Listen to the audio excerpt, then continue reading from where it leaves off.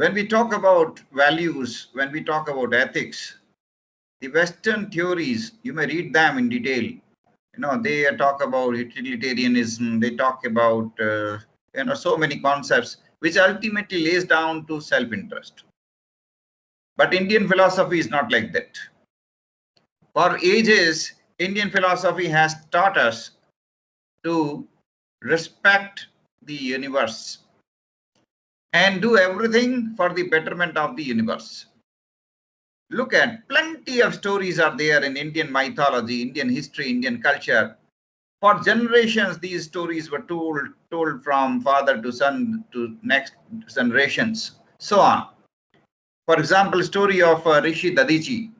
What do you get out of it? Dadichi donated his life, not for himself, but for the benefit of the universe. Now we find plenty of such stories. These stories denote the values, basic values that have percolated down in Indian DNA for maybe 10,000 years or 20,000 years down the history. So amazing history, amazing culture, amazing practices that India had. During last 70 years, all these have been obliterated, all these have been, kept away. And in the name of intellectualism, in the name of so-called modern scientific education, we have been scorning at Indian culture. We have been, disdainful towards Indian culture and heritage without recognizing the great heritage that we have received.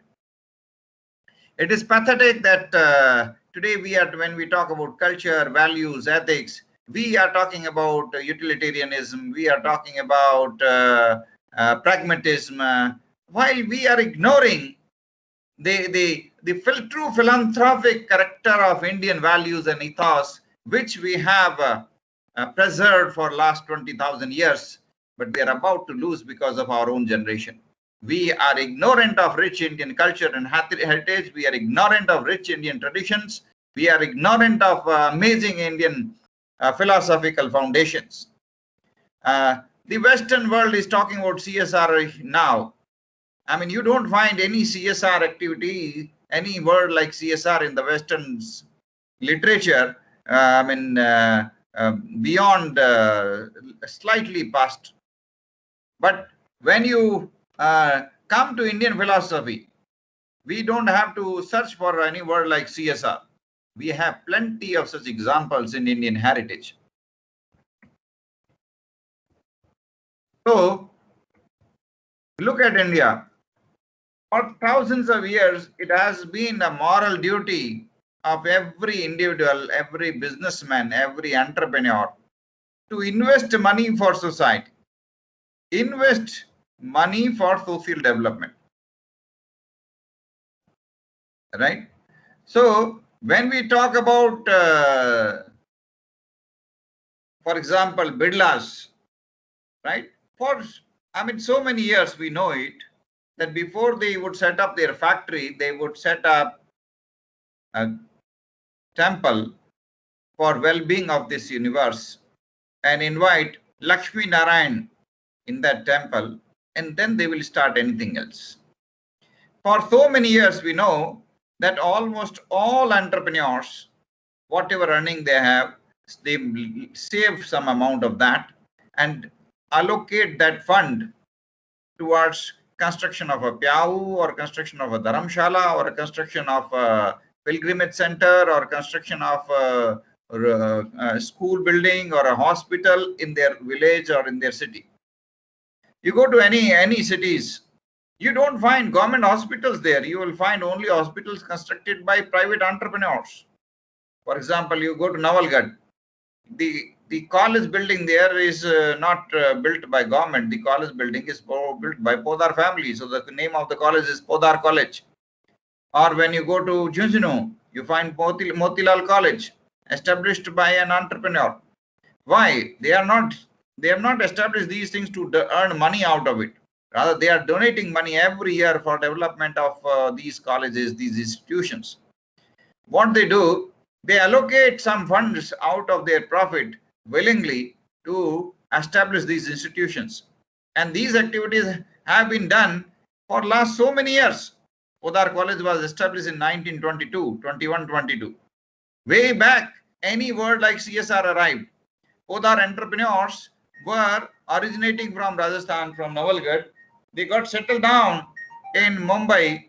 In Mumbai, they are entrepreneurs and they are engaged into export business and other businesses. And they wanted to develop their own, the common people of their own land, Nawalgarh. Therefore, they established Podar College in 1921-22. This is true spirit of entrepreneurship. This is the true spirit of philosophy, philanthropy. And these people are your heroes. These are your icons. You will become the entrepreneurs or corporate leaders tomorrow. So don't forget them. Remember, for you, the true icons, the role models are people like Azim Premji, people like Ratan Tata, people like Narayan Murthy, people like Jamna Das Bajaj, people, so many thousands of people from Indian earth who have for generations devoted their earnings towards development of the community. Because that is the basic ideal.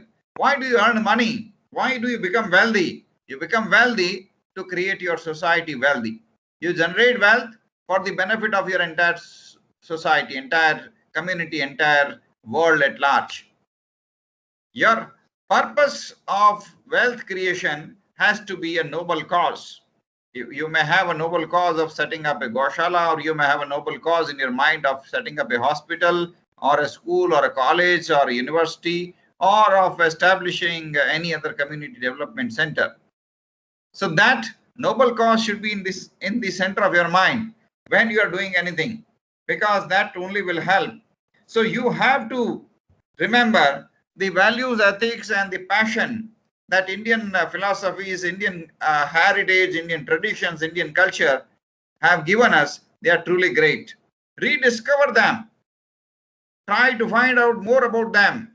Compare them with the Western literature. Compare them with the Western ideologies. Compare them with the theories of utilitarianism, theories of pragmatism, right? Compare them with the value theory. Compare them with corporatization theory. Compare them with the stakeholder theory. You know, these words have evolved recently. These are jargons. But you look at Indian heritage and traditions, what do you find, right? Even when there was no theory of stakeholder, there was no theory of corporatization, we had a very rich heritage and we should be proud of them. We should document all such cases. We should recognize their contribution. We should appreciate, and we should pass on this history to our next generation and tell them with pride that, look, we have world's oldest and richest and most respectable civilization, still living, still surviving, and let us liberate ourselves from the yokes of because for last 100 and 200 years we have been under the yoke of subjugation. So we have to get out of them, free our minds from any ism, completely free from any ism. Apply simple logics, look at facts, and speak out the facts. And if we will speak out the facts boldly, the world will have to respect amazing, great Indian traditions and heritage. That is what I want from you.